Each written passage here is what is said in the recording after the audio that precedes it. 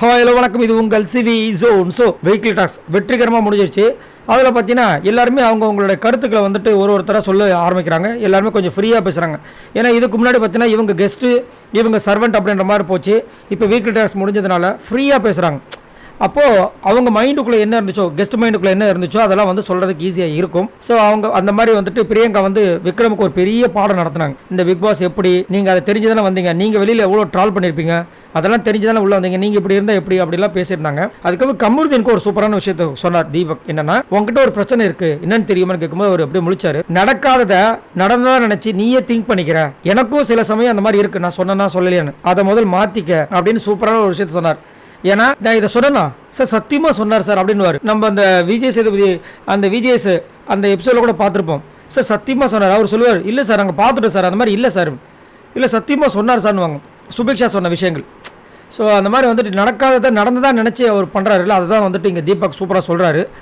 ஆனால் இப்போ வந்து நல்லா சேஞ்சஸ் இருக்குது கமருதனுக்கு, அது மாற்றுக்கிறது கிடையாது. அந்த நேரத்தில் விஜய் பார்வதி என்ன சொல்கிறேன்னா, நான் என்ன சொல்ல வரேன்னா, இந்த வீட்டில் நிறைய விஷயம் நடக்குது சரிங்களா, நிறைய விஷயம் நடக்குது, மறக்கவும் செய்யுது நம்ம மைண்டுக்குள்ளே.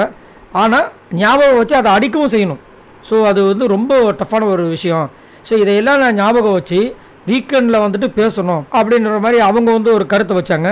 ஏன்னா இந்த வீட்டில் பார்த்தீங்கன்னா ஒரு வாரத்தில் ஃபஸ்ட்டு நாளில் ஒரு விஷயம் நடக்கும், ரெண்டாவது ஒரு விஷயம் நடக்கும், ஃபஸ்ட்டு நாளில் சண்டை நடந்திருக்கும், மூணாவது நாளில் வந்துட்டு அதை மறந்துருப்போம்.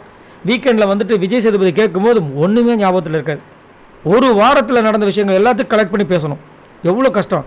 ஸோ அதனால தான் வந்து கமருதனுக்கு இந்த மாதிரி மேபி வந்திருக்கும் அப்படின்னு சொல்லும்போது, இதை கேட்டுக்கோ, இதுதான் உனக்கு அப்படின்ற மாதிரி வந்து சூப்பராக சொல்லியிருந்தார். அதேமாதிரி உன் வாய் தான் உனக்கு பிரச்சனை, பார்த்துக்கோ அப்படின்ற மாதிரி வந்துட்டு விஜய் பார்வதிக்கு சொன்னார்.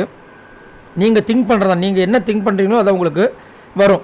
நீங்கள் பாசிட்டிவாக திங்க் பண்ணால் பாசிட்டிவ் நடக்கும், பேடாக திங்க் பண்ணால் பேடாக நடக்கும், நெகட்டிவாக திங்க் பண்ணால் நெகட்டிவ் நடக்கும். ஸோ இந்த மாதிரி வந்துட்டு அழகான விஷயங்களை சொன்னால் ரொம்ப அழகாக இருந்துச்சு.